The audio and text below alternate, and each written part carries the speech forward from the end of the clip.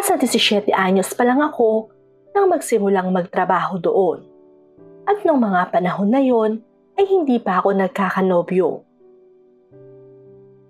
Wala pa kasi sa isip ko noon ang pumasok sa isang relasyon. Dahil may pangarap pa ako na gustong matupad. At isa na nga doon ang maipagpatuloy pa rin ang aking pag-aaral sa kabila ng kahirapan namin sa buhay. Itago niyo na lang ako sa pangalang Carmen. Bata pa lang ay sila lola na ang nag-alaga at nagpalaki sa akin dahil nanggaling ako sa isang broken family. Nasa 5 taon pa lang daw ako noon nang magdesisyon ang mga magulang ko na maghiwalay. Hanggang sa naisipan daw ni Mama na mangibang bansa at iwanan na lang ako kila Lola. Nung una ay sinusustentuhan naman daw ako ni Mama. Ngunit nang makapag-asawa na daw ito sa abroad, ay hindi na ito nagparamdam pa. Ganon din naman daw si Papa, na pagkatapos nilang maghiwalay, ay ni 5 ay hindi na nagbigay. Kaya naman sa abot ng makakaya nila Lola, ay sila na mismo ang umako ng responsibilidad ng mga magulang ko sa akin. Pinag-aral nila ako simula elementarya hanggang high school. Gusto pa nga sana nila akong pagtapusin noon ng kolehiyo. Ngunit nagkasakit naman na si Lola. Kung kaya't ako na mismo ang nagdesisyon na maghinto at magtrabaho muna. Nang sa ganon ay kahit papano ay makatulong naman ako sa kanila. Hanggang sa mapasok na nga ako sa kantin bilang isang serbidora. Hindi naman naging madali para sa akin ang magtrabaho doon. Dahil kailangan ay mabilisan ang aming galawan. Marami kasing estudyante ang kumakain sa kantin na yon. Kasama na nga rin ang mga gurong nagtuturo doon. Kaya naman madalas ay napapansin ako ng aming supervisor. Dahil medyo may kabagalan ang aking kilos. O Carmen, pakibilis-bilisan mo naman dyan, iha. Naghihintay sila sir dun sa table nila. Anya ni Aling Nuning na siyang nagpasok sa akin doon. Opo, isi-serve ko na po ito kila sir. Tugot ko naman dito na nagmamadaling binuhat na ang tray upang dalhin sa table ng mga guro. Ngunit nang ilalapag ko na ang isang mangkok na naglalaman ng tinolang manok, ay aksidente ko naman itong nabitawan. Dahilan para mabasa si Sir Lazaro. Buong akala ko nga noon ay magagalit ito. Dahil ayon na rin sa mga estudyanteng nag-aaral doon, ay istrikto at may pagkamasungit raw ito. Subalit ng aksidenteng natapunan ko siya, ay wala man lang akong nakitang bakas na anumang pagkagalit mula sa mukha niya. Naku po sir, pasensya na po kayo, hindi ko po sinasadya. Paghingi ko ng paumanhin dito. Ano ka ba, iha? Ayos lang yon. Alam ko namang hindi mo sinasadya. At saka, baka pagod ka na rin. Wika naman ng matandang guro. O siya, pwede bang humingi na lang ng tissue para mapunasan ko ito? Magpapalit na lang ako mamaya ng damit sa room ko. Dagdag pa nito na agad ko namang kinuhanan. Noong mga sandaling yun, ay doon ko napatunayan na hindi pala talaga masungit si Sir Lazaro. Sa katunayan, ay maalalahanin pa nga ito. Kaya naman nakahinga ko noon ng maluwag, sapagkat akala ko ay mawawalan na ako noon ng trabaho. Ang patakaran kasi sa kantin na yon, ay once na may magreklamo sa amin, ay ora mismo tatanggalin na kami. Para tuloy ako noon nabunutan ng tinik.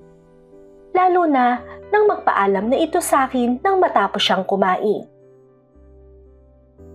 Sinabi pa nito na masarap raw ang pagkakaluto ng tinola at isa nga daw yon sa paborito niyang pagkain. Pagkatapos naman ng insidenteng yon, ay maingat na akong nagsiserve ng mga pagkain. Ayaw ko na kasing maulit pa ang nagawa ko kay Sir Lazaro dahil baka tuluyan na akong maalis doon. Medyo may kasungitan at kahigpitan pa naman ang supervisor namin. At talaga namang todo bantay ito sa ginagawa namin sa kantin. Kaya naman mas pinagbutihan ko pa ang pagtatrabaho doon. Hanggang sa pati pagluluto na nga rin ay pinasok ko na. Isang araw, habang abala ko sa paghihiwa ng mga sangkap na aking iluluto, ay nagulat na lang ako nang biglang sumulpot doon si Sir Lazaro.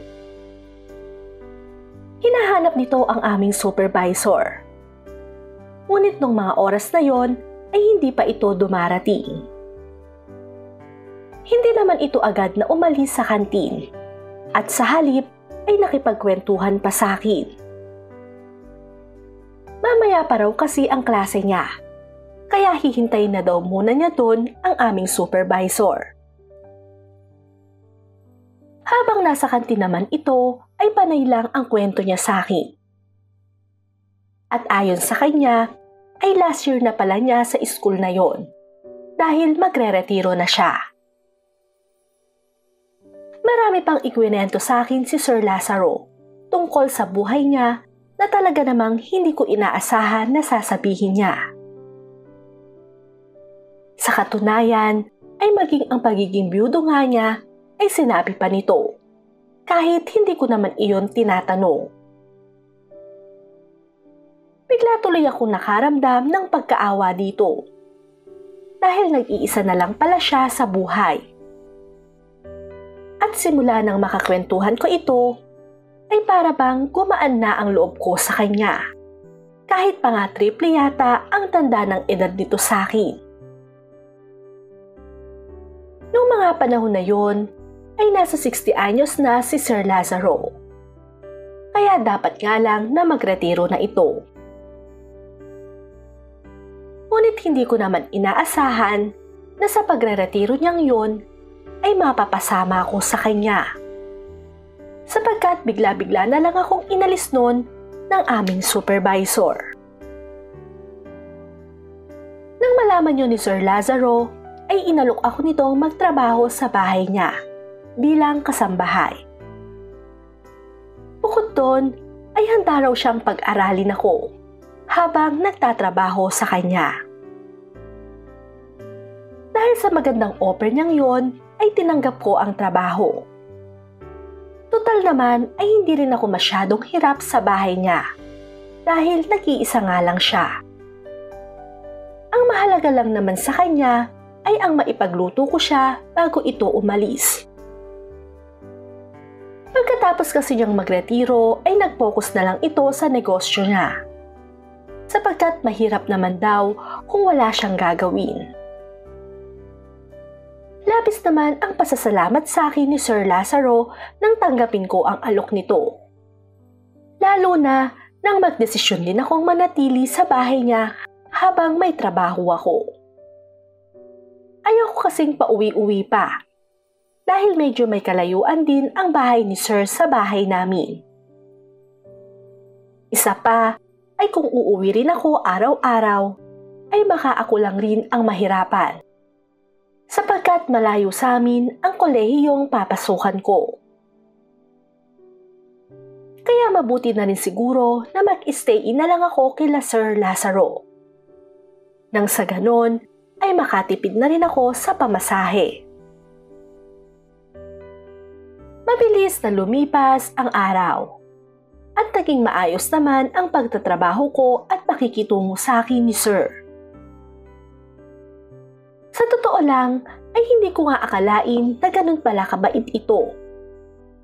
Dahil nung unang kita ko sa kanya ay kinatatakutan siya ng mga estudyante niya. Nang tanungin ko naman siya tungkol sa bagay na yon, ay natawa pa ito. At sinabing ganun lang daw talaga siya sa mga estudyante niya para maging disiplinado daw ang mga ito. Marami daw kasi sa mga estudyante niya ang matitigas ang ulo at tamad mag-aral. Kung kaya't kailangan niyang maging istrikto. Sa bagay namang yon ay sinang-ayunan ko si Sir. Dahil nagdaan din ako sa pagiging estudyante. At katulad nga ng sinabi niya, ay may mga kaklase rin ako noon na pasaway at puro gulo lang ang gustong gawin. Kaya naman simula noon ay naging idolo ko na si Sir Lazaro. At sinabi ko sa aking sarili na gusto ko rin na maging isang guro katulad niya. Sinuportahan naman ako doon ni Sir. Bukod doon ay tinuturuan pa nga niya ako sa mga assignments ko. Paminsan-minsan rin ay hinahatid niya ako sa eskwelahan na pinapasukan ko. At may mga pagkakataon pa nga na sinusundo rin niya ako. Nung una ay buong akala ko na kaya niya yun ginagawa ay dahil apo o anak na ang turing niya sa akin. Subalit nang may mangyari sa aming dalawa, ay doon ko na nalaman ang totoong nararamdaman niya para sa akin. Nakakahiya man aminin ay pumatol ako kay Sir Lazaro. Hindi ko nga alam noon kung bakit at paano ko yun nagawa. Basta may bahagi lang sa pagkatao ko ang hindi tumutol nang halikan ako nito sa aking labi. Nakainom noon si Sir, at habang pinupunasan ko siya sa kanyang kwarto, ay nagulat na lang ako nang pigilan niya at bigla na lang halikan sa aking labi. Itutulak ko nga sana siya noon, pero may kung ano ang nag-udyok sa akin upang gumanti sa mga halik niya. Pakiramdam ko nga noon ay parang boltahe ng kuryente ang init na dumadaloy sa aking ugat. Lalo na nang maramdaman ko ang pagdampi ng palad ni Sir sa aking pinakaiingatan. Napasinghap na nga lang ako noon at hindi alam ang gagawin. Hanggang sa tuluyan na akong lunurin ng halik na iginagawad sa akin nito. Sa totoo lang ay first time na nangyari sa akin yon. At talaga namang walang kasing sakit ang aking naramdaman nang abutin na ni Sir ang langit. Ngunit nang tumagal, ay unti-unti ring nawala ang sakit at napalitan iyon ng masarap na pakiramdam. Sa patuloy na pag-indayog ng katawan ni Sir, ay sinasabayan ko lang yon na para bang kami ay sumasayaw. At nang matapos, ay pareho kami nitong pawisan. Hanggang sa magkatabing nakatulog sa kama niya. Nagising na nga lang ako na wala na si Sir sa tabi ko. At mukhang pumunta na siya sa negosyo niya. Kaya naman, agad na akong nagbihis at naliko para pumasok na rin sa eskwelahan. Pagdating ko naman kinahaponan, ay nagulat na lang ako nang badat na si Sir sa bahay. Pangkaraniwan kasi ay gabi itong dumarating. Nakita ko pang tila umorder ito ng mga pagkain na para bang may sineselebrate. Nang tanungin ko naman siya na kung para saan iyon, ay nabigla pa ako nang malamang birthday pala niya ng araw na yon. Bukod doon ay para rin daw sa akin yon dahil ipinagtapat niya na mahal na raw niya ako. Nang mga sandaling yon ay hindi ko alam kung ano ba ang isasagot kay Sir. Dahil ang unang pumasok sa isip ko ay napakalaki ng agwat ng edad nito para sa akin.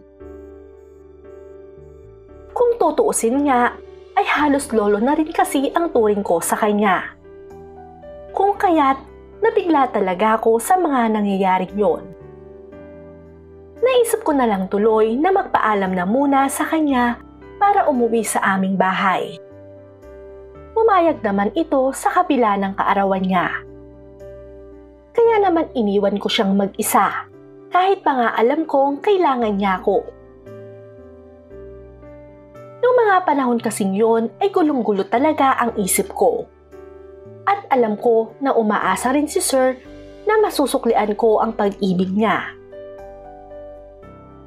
Ngunit sa puntong yon ay hindi rin ako sigurado kung ano ba ang tunay kong nararamdaman para sa kanya. Hanggang sa na-realize ko na nga lang na mahal ko rin pala ito. Kaya siguro nagawa ko rin na patulan siya. Sa katunayan nga ay nang nabalitaan kong na-aksidente ito ay halos manlumo talaga ang buo kong pagkatao. Hanggang sa dali-dali akong sumugod doon nang ibalita sa akin ng aming kapitbahay na dinala daw si Sir Lazaro sa hospital. Hindi ko nga nun alam kung bakit ganun na lang ang takot ko nang malaman yon. Pagdating ko ron ay halos maiyak naman ako nang makita ang kalagayan niya. At kung hindi ko siguro siya iniwan, ay baka hindi nangyari yon sa kanya. Nang makita naman ako ni Sir Lazaro, ay parang biglang sumigla ito. At nung mga sandaling yon, ay doon ko na-realize na may puwang na rin pala siya sa puso ko. Kaya naman naglakas loob na rin akong aminin yon sa kanya. At simula nun, ay napabilis ang pag-recover niya. Nang mailabas naman siya sa hospital, ay nangako ako rito na hindi ko na siya iiwan pa. At kahit marami akong naririnig na hindi maganda tungkol sa aming dalawa, ay hindi ko yon pinagpapapansin. Basta ang mahalaga lang naman sa akin noon ay masaya kami ni Sir nang magkasama at walang taong natatapakan. At kahit malaki man ang agwat ng edad niya sa akin, ay ayos lang. Dahil sa mata ng Diyos at sa harap ng altar, ay pantay lang kaming dalawa na nagmamahalan sa isa't isa. Higit sa lahat, ay pareho kaming sumumpa na kahit anong mangyari ay walang makakapaghiwalay sa amin. Lalo na ngayon na may anak na kami. Hanggang dito na lang ang aking kwento. Ang inyong tagapagbahagi, Carmen.